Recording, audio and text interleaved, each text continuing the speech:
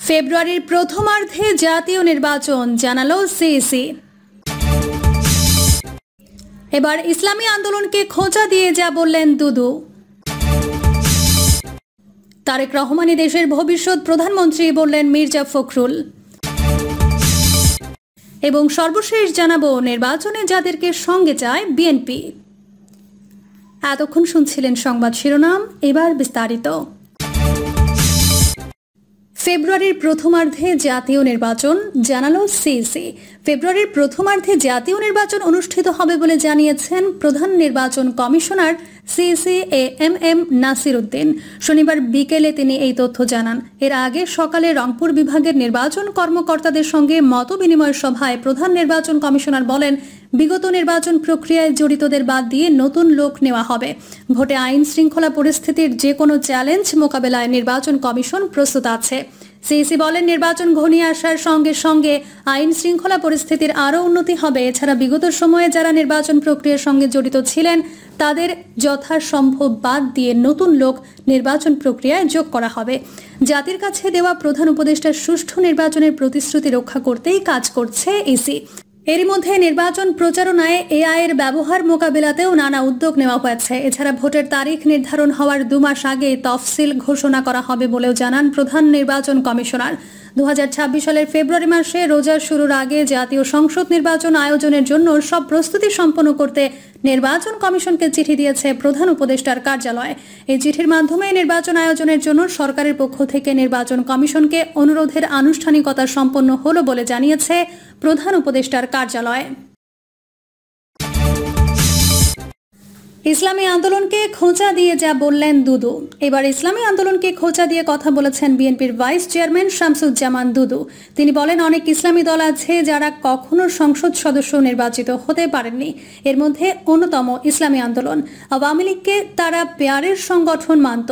সাংবাদিকদের প্রশ্নের জবাবে দুদু বলেন, যারা পেয়ার পদ্ধতি নিয়ে গো ধরছেন তারা সাধারণত নির্বাচন দেখে ভয় পাচ্ছেন।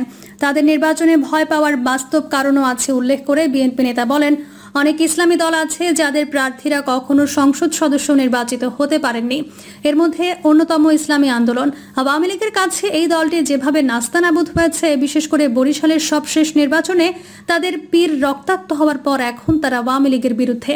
আওয়ামী লীগের সময় যতগুলো নির্বাচন হয়েছে সবগুলোতেই তারা অংশগ্রহণ করেছে। আওয়ামী লীগকে তারা পেয়ারের সংগঠন মানত বলে মন্তব্য করেন তিনি। পেয়ার পদ্ধতির অভিজ্ঞতা ইতিবাচক নয় জানিয়ে শামসুজ্জামান দুদু বলেন, যারা পিয়ার পদ্ধতি চায় তারা যদি মনে করে এটি খুবই জনপ্রিয় বিষয়, তাহলে বিষয়টি তাদের কর্মসূচিতে নিয়ে নির্বাচনে জয়লাভ করে তারপর সিদ্ধান্ত নেই। কেননা এই পদ্ধতি চালুর জন্য সংসদের সংখ্যা গরিষ্ঠতা লাগবে। তিনি বলেন, পৃথিবীর যেসব দেশে পিয়ার পদ্ধতিতে নির্বাচন হয়েছে সেসব দেশে 3 বছরের মধ্যে অন্তত 10 বার সরকারের পতন হয়েছে। নেপালি যার বড় দৃষ্টান্ত। ফেব্রুয়ারির নির্বাচনে অন্যান্য দলের অংশগ্রহণ প্রসঙ্গে বিএনপি নেতা বলেন, এখন দেশে কোনো সরকারি দল নেই। অন্তর্বর্তী সরকারের সময়ও যদি কোনো রাজনৈতিক দল নির্বাচনে অংশ নিতে না পারে তাহলে এটি হবে তাদের জন্য ব্যর্থতা। তারেক রহমানই দেশের ভবিষ্যৎ প্রধানমন্ত্রী বললেন মির্জা ফখরুল। বিএনপির ভারপ্রাপ্ত চেয়ারম্যান তারেক রহমানই দেশের ভবিষ্যতের প্রধানমন্ত্রী বলে মন্তব্য করেছেন দলটির মহাসচিব মির্জা ফখরুল ইসলাম আলমগীর। মির্জা ফখরুল বলেন, পারস্পরিক হিংসার যে সংস্কৃতি তৈরি করা হয়েছে তা আমাদের ধ্বংস করেছে। আমাদের এই কালচার থেকে বের হয়ে আসতে হবে। সরকারের ওষুধ শিল্প নীতি সহ বিভিন্ন নীতির সমালোচনা করে বিএনপি মহাসচিব বলেন, শুধু ভোটের অধিকার নয়, মানুষের সব অধিকার নিশ্চিত করতে হবে। তিনি আরো বলেন, তারেক রহমান যে 31 দফা প্রস্তাব করেছেন তা দেশের স্বাস্থ্য খাত সহ অন্যান্য ক্ষেত্রে যুগান্তকারী পরিবর্তন আনার শক্তি রাখে। নির্বাচনে যাদেরকে সঙ্গে চায় বিএনপি, ত্রয়োদশ জাতীয় সংসদ নির্বাচন সামনে রেখে মিত্রসহ ধর্মভিত্তিক ইসলামী দল ও সংগঠনের সঙ্গেও যোগাযোগ বাড়ানোর উদ্যোগ নিয়েছে বিএনপি। এর মধ্য দিয়ে জোট কিংবা নির্বাচনী সমঝোতার বিষয়টি আরও স্পষ্ট হতে পারে। পর্যায়ক্রমে আরও ইসলামী দল ও সংগঠনের সঙ্গে বিএনপির বৈঠক করার কথা রয়েছে। সংশ্লিষ্ট সূত্রে জানা গেছে এসব তথ্য। যদিও বিএনপি নেতারা বলছেন, হেফাজত, বাংলাদেশ জমিয়াতুল মোদারেরসিন ও ছারছিনা পীরের সঙ্গে যে বৈঠক হয়েছে সেখানে কোনো রাজনৈতিক উদ্দেশ্য নেই। তারা বিএনপির চেয়ারপারসন খালেদা জিয়া ও ভারপ্রাপ্ত চেয়ারম্যান তারেক রহমানের সালাম পৌঁছে দিয়েছেন। রাজনৈতিক পর্যবেক্ষক মহল বলছে, বিএনপির মিত্র রাজনৈতিক দল তো রয়েছেই, পাশাপাশি আগামী জাতীয় নির্বাচন সামনে রেখে বিএনপি দেশের আলেম ওলামা, ইসলামী দল ও সংগঠনগুলোর সঙ্গে অধিকতর যোগাযোগ ও সম্পর্ক উন্নয়ন এবং আলেম সমাজের জোরালো সমর্থন লাভের লক্ষ্য নিয়ে অগ্রসর হচ্ছে। এরই পরিপ্রেক্ষিতে অরাজনৈতিক বৃহৎ ইসলামী শক্তি হেফাজতে ইসলামের শীর্ষ নেতাদের সঙ্গে বিএনপির স্থায়ী কমিটির দুজন নেতা তারেক রহমানের তরফ থেকে সাক্ষাৎ করেন। তাছাড়া সম্প্রতি হেফাজতের উদ্যোগে ঢাকায় অনুষ্ঠিত জাতিসংঘ মানবাধিকার কমিশনের অফিস খোলার চুক্তি সম্পর্কে করণীয় শীর্ষক গোল টেবিলে আলোচনায় বিএনপির পক্ষ থেকে দলের স্থায়ী কমিটির সদস্য সালাউদ্দিন আহমেদ অংশগ্রহণ করেন এবং হেফাজতের দাবির সঙ্গে একাত্মতা প্রকাশ করেন। ছারছিনা দরবার শরীফের পীর মুফতি শাহ আবু নসর নেসার উদ্দিন আহমেদ হুসাইনের সঙ্গেও সাক্ষাৎ করেছেন বিএনপির স্থায়ী কমিটির সদস্য সালাউদ্দিন আহমেদ। বিশেষ করে দক্ষিণাঞ্চলে তাদের বড় ভোট ব্যাংক রয়েছে। এছাড়া মাদ্রাসার শিক্ষক কর্মচারীদের সংগঠন বাংলাদেশ জমিয়াতুল মোদারেরসিনের সঙ্গেও বৈঠক করেছেন বিএনপির স্থায়ী কমিটির দুই নেতা। এই সংগঠনটি 20,000 দরবার, 20,000 প্রতিষ্ঠান এবং 55 লাখ ছাত্রছাত্রীর প্রতিনিধিত্ব করে বলে তাদের নেতারা জানিয়েছেন। জানতে চাইলে বিএনপির স্থায়ী কমিটির সদস্য সালাউদ্দিন আহমেদ বলেন, আমরা রাজনৈতিক অরাজনৈতিক ইসলামপন্থী সব মানুষের সঙ্গে কথা বলছি। হাটহাজারী মাদ্রাসায় গিয়েছিলাম, হেফাজতে ইসলাম বাংলাদেশের আমিরের সঙ্গে দেখা করেছি, কথা বলেছি। ছারছিনা পীরের সঙ্গে দেখা করেছি, আলিয়া মাদ্রাসা ধারার যেসব মুরব্বী আছেন তাদের সঙ্গে দেখা করেছি, কথা বলেছি। উদ্দেশ্য একটাই, বাংলাদেশের সব জনগোষ্ঠীকে আমরা একত্রিত করে ঐক্যবদ্ধ করে এমনভাবে দেশ পরিচালনা করতে চাই যেখানে বিভক্তি থাকবে না। সবাইকে একত্রে ধারণ করে বাংলাদেশের গণমুখী চেতনাকে ধারণ করে সম্পূর্ণ গণতান্ত্রিক ধারায় রাষ্ট্র পরিচালনা করতে চাই।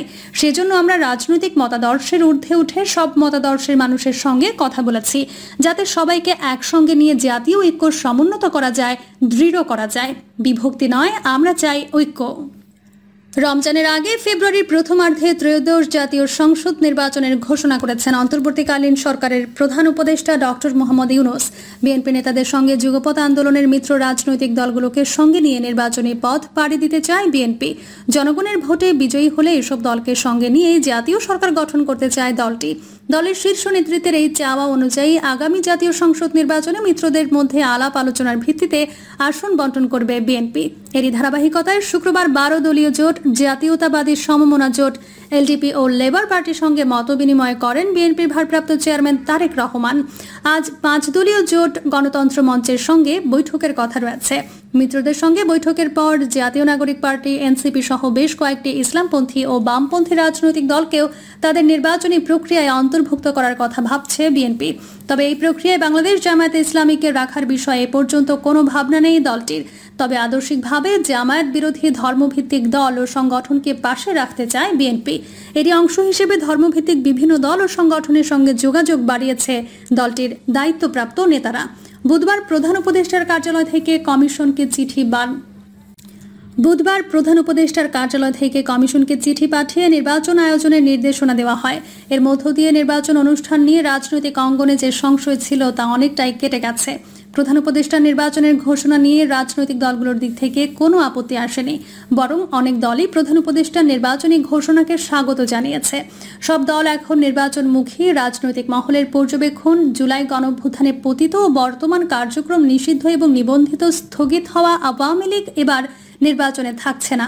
এই অবস্থায় নির্বাচনের সমীকরণ কি হবে এ নিয়ে চলছে নানা মহলের হিসাব নিকাশ। বিএনপি বড় দল হিসেবে জোট করার সম্ভাবনা বেশি।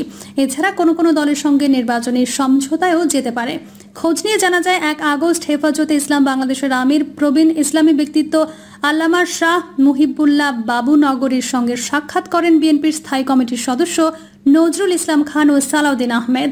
উত্তর চট্টগ্রামের ফটিকছড়ির বাবুনগর আল জামিয়াতুল ইসলামিয়া আজিজুল উলুম মাদ্রাসায় অরাজনৈতিক এই বৃহৎ ইসলামী সংগঠন হেফাজতে ইসলামের আমিরের সঙ্গে এই সাক্ষাৎ হয়। এ সময় বিএনপির 2 নীতি নির্ধারক দলের চেয়ারপারসন খালেদা জিয়া ও ভারপ্রাপ্ত চেয়ারম্যান তারেক রহমানের তরফ থেকে হেফাজতের আমিরকে সালাম পৌঁছে দেন এবং দোয়াও চান। হেফাজতের আমিরের স্বাস্থ্যগত অবস্থার খোঁজ খবর নেন বিএনপির 2 নেতা। এছাড়া হাটহাজারীতে পৌঁছেই সেখানে হেফাজতে ইসলামের মরহুম আমির আল্লামা শাহ আহমেদ শফি ও আল্লামা জুনায়েদ বাবুনগরীর কবর জিয়ারত করেন। প্রিয় দর্শক, এই ছিল এখনকার সর্বশেষ সংবাদ।